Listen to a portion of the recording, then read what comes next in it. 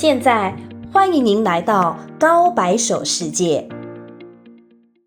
올해 초 2023 카타르 아시안컵에서 중국은 카타르, 타지키스탄, 레바논과 함께 A조였습니다. 우승국 카타르는 중동의 강호이니 그러려니 하지만 사실 타지키스탄, 레바논은 당시 피파 랭킹이 각각 106위, 107위로 객관적인 전력에서 중국보다 약하다는 평이 많았습니다. 하지만 중국은 조별리그 3경기에서 2무 1패, 0득점, 1실점을 기록합니다. 한국이 조별리그에서 8득점, 6실점인 것과 비교하면 수비는 상대적으로 뛰어나지만 공격력은 중국 축구 역사상 최악이라고 봐도 무방할 정도입니다. 축구에서 중요하지 않은 포지션은 없겠지만 그럼에도 불구하고 공격수가 가장 중요한 이유는 골을 못 넣으면 수비를 아무리 잘해봤자 상대팀이 자책골이라도 넣지 않는 한 최대한 무승부밖에 할 수 없기 때문입니다. 따라서 골을 넣을 수 있는 공격수의 가치가 당연히 가장 높을 수밖에 없습니다. 물론 예외는 있습니다. 이탈리아는 오래전부터 빗장 수비가 유명하죠. 가끔 가다가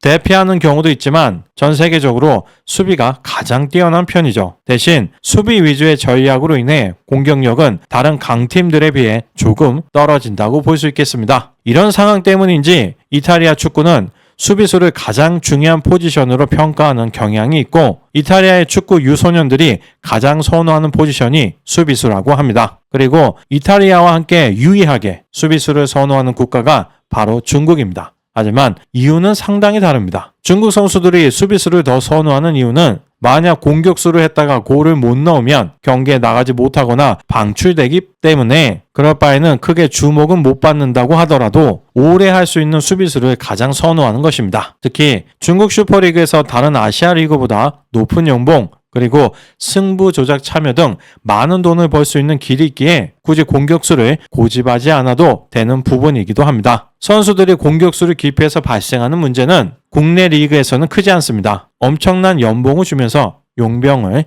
영입하면 되니까요. 문제는 국제대회에 참가하려고 대표를 뽑다 보면 항상 공격수가 부족하다는 것입니다. 현재 중국 축구팀의 주 공격수는 우레이, 웨이스하오, 탄농, 장이닝을 꼽을 수 있습니다. 먼저 우레이에 대해서 이야기하겠습니다. 1991년 11월 19일 우레이는 장수성 난징시에서 태어났으며 축구팬인 아버지 우허의 영향을 받아 어릴 때부터 축구를 좋아했습니다. 우레이는 5살 때 생애 첫 축구공을 받았습니다. 매일 방과 후 집에 돌아와서 하는 첫 번째 일은 침대 밑에서 공 하나를 꺼낸 후 차러 나가는 것입니다. 2003년 우레이의 부모는 시건바오가 상하이의 축구 교실을 설립했다는 소식을 듣고 시건바오의 애제자 리홍빙을 찾았으며 그의 추천으로 시건바오 축구 교실에 합격했습니다. 단시간 내 축구 운동으로 계몽한 후 우레이의 천부적인 축구 재능이 드러났습니다. 2006년 14세 10개월의 우레이는 3부 리그에 출장해 중국 프로축구 사상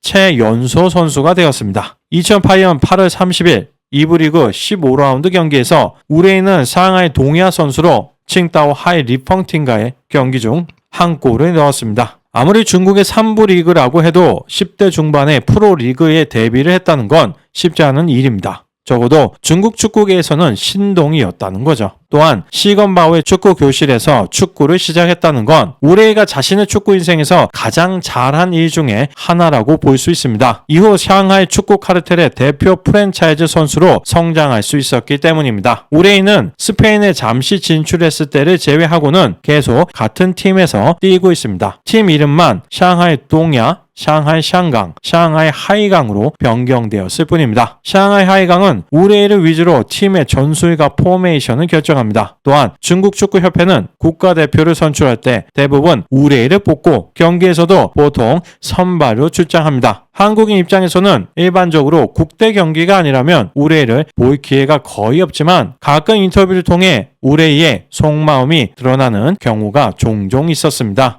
好像很多球迷都拿你跟他来做比较。我和他虽然说年龄差不多，但是走的路完全不一样。他从小就在国外，如果我21岁能够出去，能够有一个稳定的一个球队，能给我比赛机会，那我觉得其实，我觉得我也不是不行，对吧？是，对。就像其实这次12强赛，其实虽然我没有出现，但是其实像打韩国、打乌兹别克这些队，其实我觉得没比他们差多少，真的没比他们差多少。 해외 리그에서 한국 선수들이 좋은 팀으로 이적하고 또 주전으로 뛸 수 있는 건 그만큼 노력해서 실력을 쌓았고 더불어 실제 경기에서 성과도 보여주었기 때문입니다. 그런데 자신도 더 일찍 해외에 나갔다면 안정적인 팀에서 일정한 출전 기회를 받았다면 잘 할 수 있었을 거라고 생각하는 건 지나치게 낙관적인 생각입니다. 중국 선수들은 어려서부터 관시 문화에서 자랐기 때문에 감독이나 팀이 당연히 자기에게 기회를 줘야 한다고 생각하는 경향이 있는데 기회는 본인의 실력으로 직접 쟁취해야 하는 거죠. 2019년 1월 프리미어 리그와 라리가를 저우지하던 우레이는 결국 RCD 에스파뇰을 선택했습니다. 해외 진출 과정에 우여곡절이 많긴 했었지만 어쨌든 우레이는 중국 선수 중 유일하게 스페인 무대를 경험한 선수입니다. 우레이가 라리가를 선택한 것은 두 가지 이유가 있었던 것으로 보여집니다. 첫째는 프리미어 리그의 거친 몸싸움을 이겨낼 자신이 없었고 둘째는 2015년 11월 3일 중국의 왕구 재벌인 라스타그룹이 RCD 에스파뇰의 56%의 지분을 인수하면서 최대 주주가 되었기에 구단의 배려를 받을 수 있을 것으로 생각했던 것 같습니다. 하지만 팀은 우레이의 합류 다음 해인 2019-2020 시즌에 2부 리그로 강등되었으며 우레이는 총 126경기에 출전해 16골 6도움이라는 활약을 끝으로 2022년 중국으로 돌아갑니다. 시즌 도중에 스페인에서 돌아왔음에도 중국 슈퍼리그에서 12경기 출장 11골로 좋은 기량을 보여주었습니다. 하지만 귀국 후 진행했던 이 인터뷰가 많은 중국 축구 팬들에게는 큰 상처를 남기게 됩니다. 我是去年夏天回来的，然后打中超，就感觉是太轻松了。就是我在西班牙比赛很少的情况下，就天天训练，过来踢中超，我就感觉随便踢，节奏就完全不一样，给你时间思考太多了，而且你射门传球你太从容了。如果你天天在那样的环境，你根本头就抬不起来，你必须你逼着你提前观察。但现在我感觉也被同化，以前没去年感觉那么好。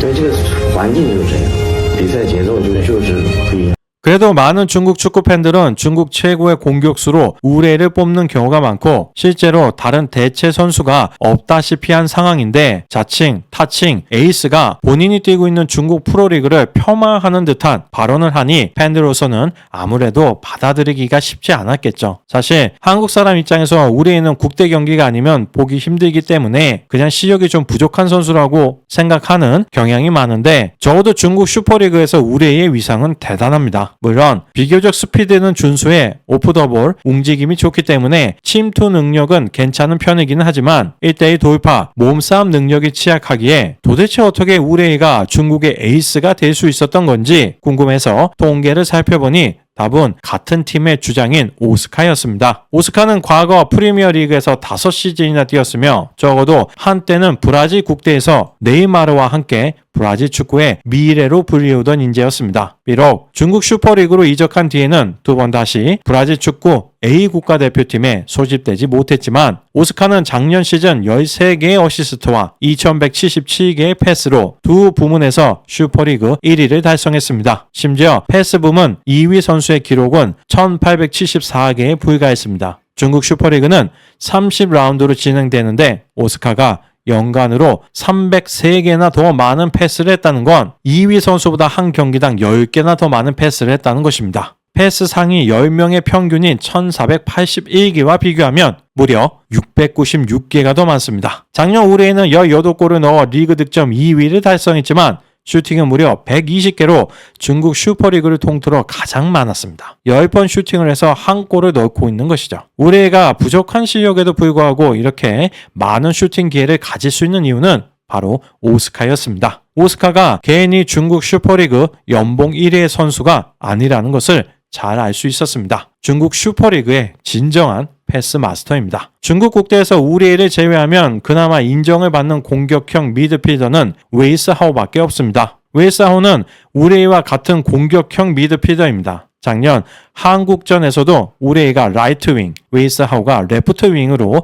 출전했었습니다. 웨이스하오는 중국 선수치고는 스피드가 좋고 돌파 능력이 있기는 한데 골 결정력 면에서 보면 우레이만큼도 못하다는 심각한 단점이 있습니다. 그리고 아직까지 크게 드러나진 않았지만 우레이와 웨이스하오 둘의 에이스 경쟁이 치열합니다. 중국 온라인에서는 두 선수를 비교하는 글들이 심심치 않게 보일 정도입니다. 인민들의 궁금증이 커지자 결국 한 매체에서 우레이에게 직접 웨이스하우와 관련된 인터뷰를 진행하기도 했었습니다. 还有个话题是跟这个韦世豪的这种竞争关系。我俩不是竞争关系，我俩位置不是一个位置。我更多是前锋嘛，小伟他是边锋边路还能组织一下，我俩应该是配合的。你像上一场，对，就给我2个球打进一个，第2个球给的很好，就是眼神一对，就传了，完全不是竞争关系。所以你俩还有点配合。对，我私下也在说，国家队需要这样的球员，就是你要有1对1能力，1对1你能把人过了，这个球就好踢了。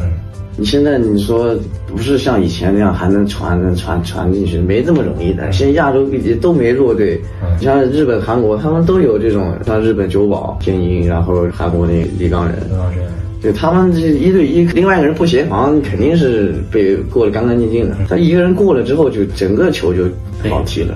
所以我们中国现在就缺这样的，现在就小伟有这个能力。